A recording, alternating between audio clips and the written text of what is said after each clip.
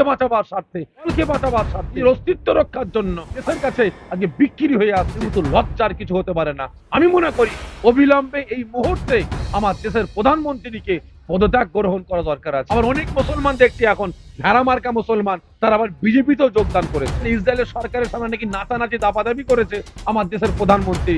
ছি, এর মতো লজ্জার কিছু আছে বলে আমার মনে হয় না। আমার জাত ভাইয়ের উপরে গাদ্দারি করে বেড়াচ্ছে। যে মুসলিম দেশগুলো বেঈমানদের সাপোর্ট করবে, ইসরায়েলের সাপোর্ট করবে, আমেরিকার সাপোর্ট করবে, তাদের পাশ থেকে সরে আসার দরকার আছে বলে আমি মনে করি। এদের আগে পরিচয় এরা হচ্ছে মুসলমান, এদের আগে পরিচয় এরা হচ্ছে আমার আল্লাহ পাকের বান্দা। বিভিন্ন মুসলিম দেশ তারা বেঈমান বেদিনদের পাঁচাটা কুত্তা হয়ে গিয়ে তাদের দালালি করতে গিয়ে আজকে নিজের কমকে ভুলে গিয়ে বেঈমান বেদিনদের সাপোর্ট করে আজকে এক একটা মুসলিম দেশগুলোকে শহীদ করে বেড়াচ্ছে, মুসলিম দেশটাকে ধ্বংস করে বেড়াচ্ছে। দেখেন প্রধানমন্ত্রী বলবে না কেন, এফস্টিন ফাইল যে বেরিয়েছে না, এনার নামও তো জড়িয়ে গেছে।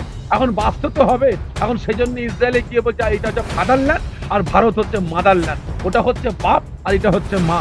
এই দালালি ছাড়া আর কি আছে? দলকে কেন্দ্র করে আমার রাজ্যে রং লাগানোকে কেন্দ্র করে সেই বোনটাকে জনগণের সামনে উলঙ্গ করতে আরম্ভ করেছে।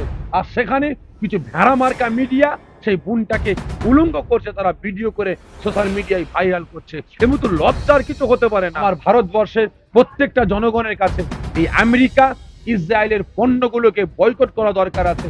এদের বিরুদ্ধে আমাদের ঘটে ওঠা দরকার আছে। এই যুদ্ধ থেকে আমরা একটা জিনিসই বুঝতে পারলাম, ঘর মে আগ লাগ গই ঘর কি চিরাগ সে। তবে শুধু আমার অন্য অন্য দেশ বলে না, আমরা দেখতে পাচ্ছি আমার রাজ্য যেমন আমার জাত ভাইয়ের উপরে গাদ্দারি করে বেড়াচ্ছে, জাত ভাইগুলোকে শেষ করার চক্রান্ত করছে।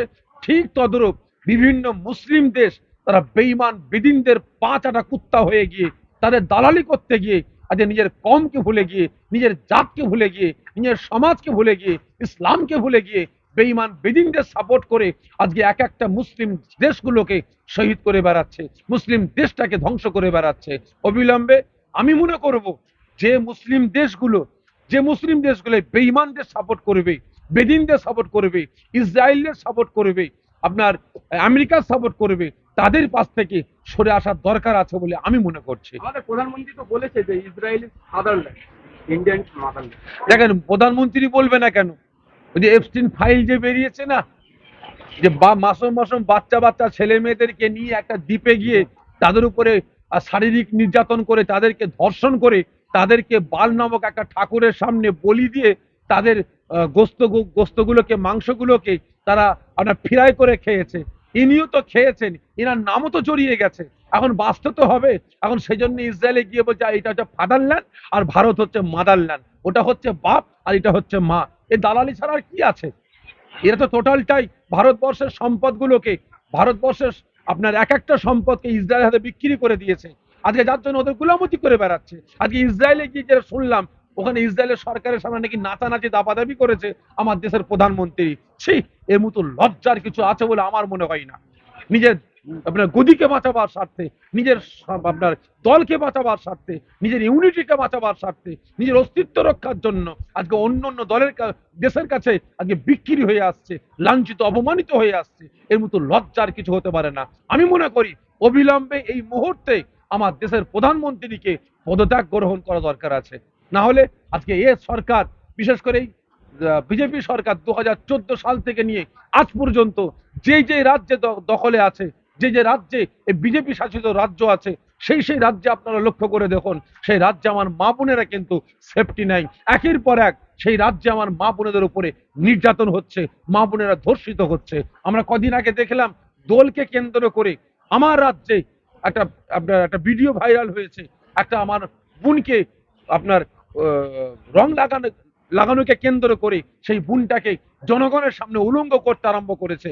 আর সেখানে কিছু ভেড়া মার্কা মিডিয়া সেই বোনটাকে উলঙ্গ করছে, তারা ভিডিও করে সোশ্যাল মিডিয়ায় ভাইরাল করছে। এমন তো লজ্জার কিছু হতে পারে না। আমি মনে করি অবিলম্বে এই বিজেপি মুক্ত দেশ করার জন্য, বিজেপি মুক্ত রাজ্য করার জন্য, আমার মা বোনেদের ইজ্জত রক্ষার জন্য, এই বিজেপি মুক্ত দেশ গড়ার জন্য প্রত্যেকটা ধর্মের মানুষদের কাঁধে কাঁধ, হাতে হাত মিলিয়ে আন্দোলন প্রতিবাদের জন্য রাস্তা নামা দরকার আছে। সামনে ইলেকশন, আমরা দেখলাম একদিকে কাসিম সিদ্দিকী আপনার ভাই, একদিকে নওশাদ সিদ্দিকী আপনার ভাই, একদিকে আপনারই বোনাই রুহুল আমিন সাহেব। কোন দিকে থাকবেন বা কোন দিকে দেখা যাবে আপনি? দেখেন, সব থেকে বড় জিনিস হচ্ছে আজকে ফুরফুরা দরবার শরীফে লক্ষ লক্ষ মানুষ জমায়েত হয়েছে, প্রত্যেকে আমার দাদা পীরের মুরিদ।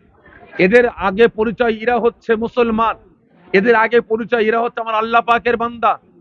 মুসলমানদের পরিচয় সর্বপ্রথম এরা হচ্ছে উম্মতে মোহাম্মদী। এদের পরিচয় হচ্ছে এরা আমার দাদা পীরের মুরিদ বা অন্য অন্য পীরের মুরিদ এখানে আছে। এদের পরিচয় কিন্তু এরা কোনো দলের উম্মত নয়, কোনো দলের এরা বান্দা নয়, প্রত্যেকে আল্লাহ পাকের বান্দা, আমার রাসূলের উম্মত। আজকে এখানে লক্ষ লক্ষ মানুষ জামায়াত হয়েছে।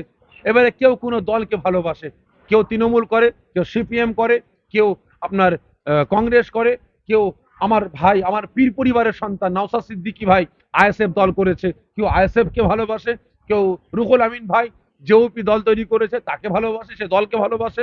আবার আমার একজন জাত ভাই আপনার হুমায়ুন কবির ভাই জেওপি একটা দল তৈরি করেছেন, কেউ তার দলকে ভালোবাসে।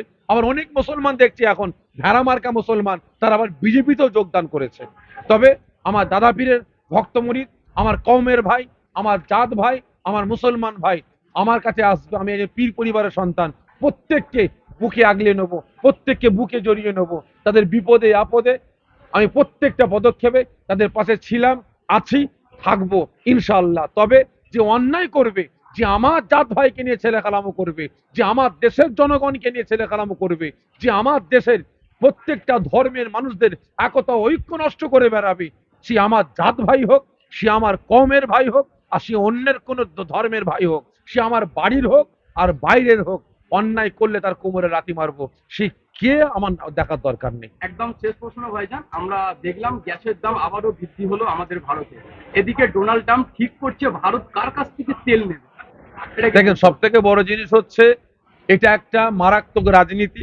আমেরিকা পতনের দিকে যাচ্ছিল, আমেরিকা ধ্বংসের দিকে যাচ্ছিল, আমেরিকার ডলারের দাম নিম্নমুখী হচ্ছিল।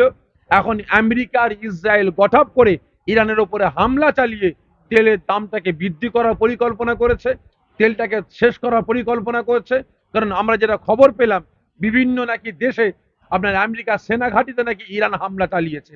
আমার কাছে যতটুকু খবর আছে, ম্যাক্সিমাম দেশে আমেরিকা নাকি হামলা চালিয়েছে, ইরানের উপরে দোষ দিচ্ছে। আজকে ইরাই যুদ্ধ চালাচ্ছে, আমেরিকা ইসরায়েল যৌথ উদ্যোগ নিয়ে আজকে প্রত্যেকটা পদক্ষেপে এরা সোনার দাম এবং তেলের দামকে এরা বৃদ্ধি করছে, আমেরিকার ডলারের দামটাকে বৃদ্ধি করার পরিকল্পনা করছে। এটা একটা রাজনীতি। তবে এর বিরুদ্ধে আমি মনে করব আমার ভারতবর্ষের প্রত্যেকটা জনগণের কাছে এই আমেরিকা ইসরায়েলের পণ্যগুলোকে বয়কট করা দরকার আছে, এদের বিরুদ্ধে আমাদের ঘোর জোটার দরকার আছে।